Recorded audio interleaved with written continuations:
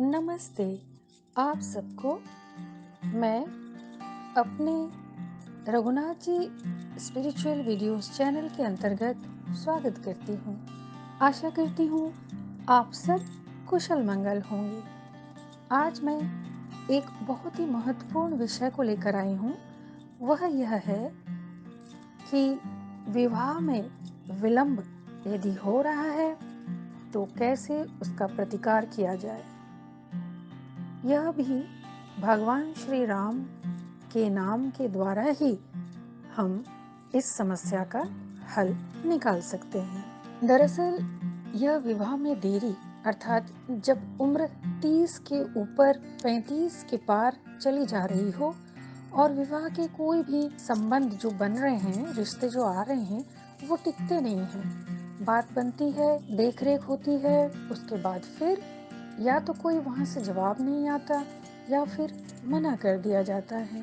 यह अत्यंत दुख का विषय है कि आप में योग्यता होते हुए भी, आप सुंदर होते हुए भी, आप कमाऊ होते हुए भी आपको कोई भी प्रधानता नहीं दी जाती है विवाह के लिए। इसलिए ऐसी परिस्थितियों से निकलने के लिए हमें भगवान श्री राम एवं भगवान उनके प्रिय भगवान शिव का सहारा लेना चाहिए।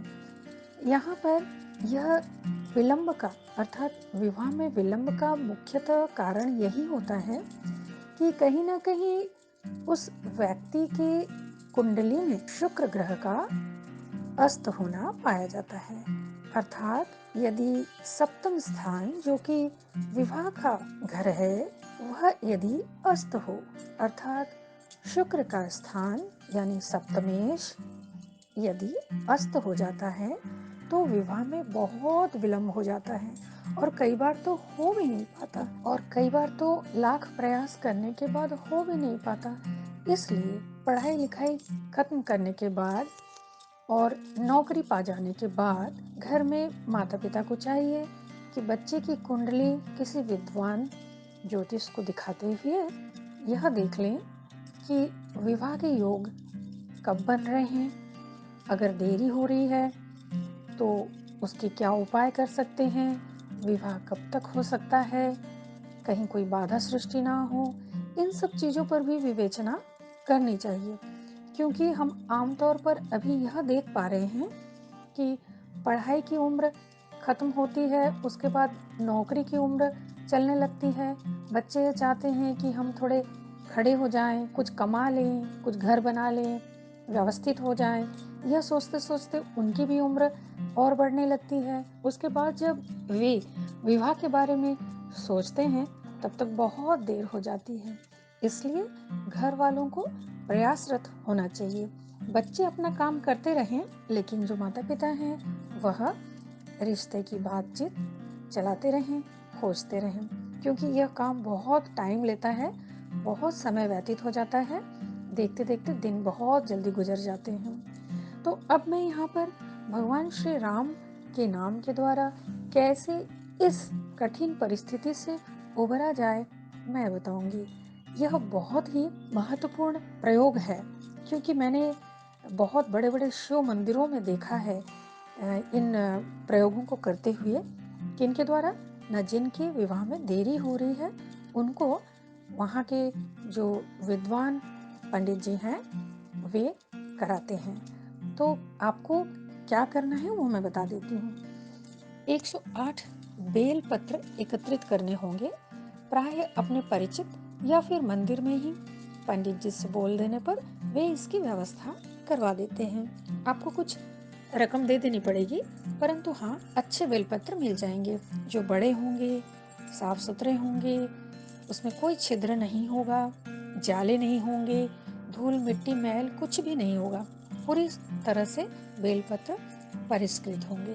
तो ऐसे बेलपत्र को आप लीजिए एवं चंदन घिसकर, जो चंदन होते हैं सफ़ेद चंदन, उसे अच्छी तरह से कुछ ज़्यादा मात्रा में घिस लीजिए और बेलपत्र की ही टहनी की जो लकड़ी होती है उसके द्वारा इस चंदन में उसे डुबो डुबो कर बेलपत्र के तीनों पत्ते पर पृथक पृथक रूप से राम राम राम यह लिखिए। यह कार्य कोई शुभ दिन में करना है, अर्थात महीने में जो शिवरात्रि पड़ती है, जिसे मास शिवरात्रि कहते हैं, उस दिन ये कार्य कर सकते हैं। नहीं तो जो मुख्य शिवरात्रि है उस दिन भी कर सकते हैं। और यदि अति विलंब हो रहा है तो शुक्ल पक्ष के सोमवार के दिन भी किया जा सकता है। लेकिन इसके साथ साथ मैं एक बात और भी बोल दूं कि या तो सोमवार को करिए या फिर गुरुवार को करिए।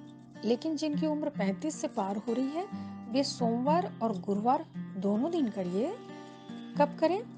शाम के समय करें। तो इस तरीके से बेलपत्र पर राम राम लिखें और पूरी तरह से लिखते समय ध्यानस्थ रहें। आपका जो भी उद्देश्य है उसकी पूर्ति के लिए भगवान श्री रामचंद्र जी से विनती करते रहिए, मन ही मन में उन्हें पुकारते रहिए।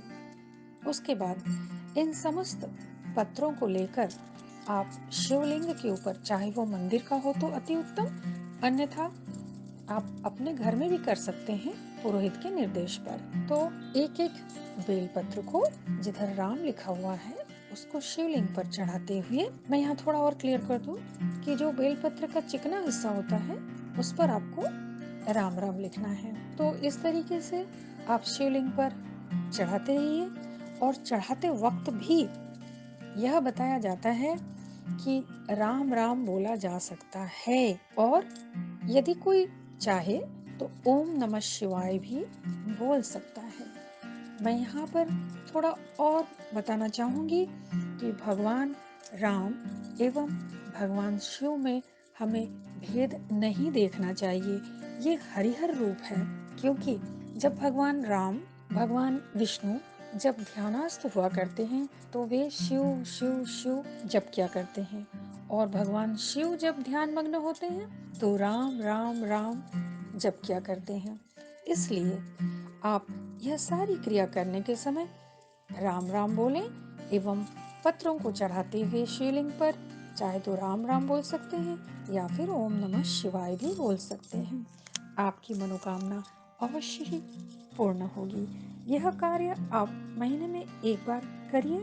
देखा यह गया है कि 6 महीने के अंदर ही विवाह संबंधी समस्त बाधा कट जाती हैं और विवाह के रिश्ते आते हैं। विवाह की बात चलती है और विवाह की बात बन भी जाती है और विवाह हो भी जाते हैं। मैंने यह कार्य करते हुए देखा है और खुद भी करवाया है। इसी विश्वास के साथ ही मैं आपको यहाँ बता रही हूँ।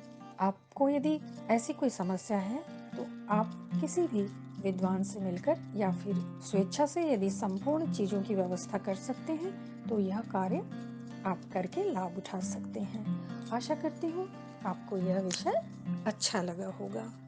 आपको मेरा यह वीडियो पसंद आया होगा, यह विषय पसंद आया होगा तो कृपया लाइक करें और अपने परिचितों में शेयर भी कर दीजिए। और पहली बार इस चैनल को देख रहे हैं तो उसे सब्सक्राइब करें और बेल आइकन को अवश्य ही क्लिक करें। बहुत बहुत धन्यवाद।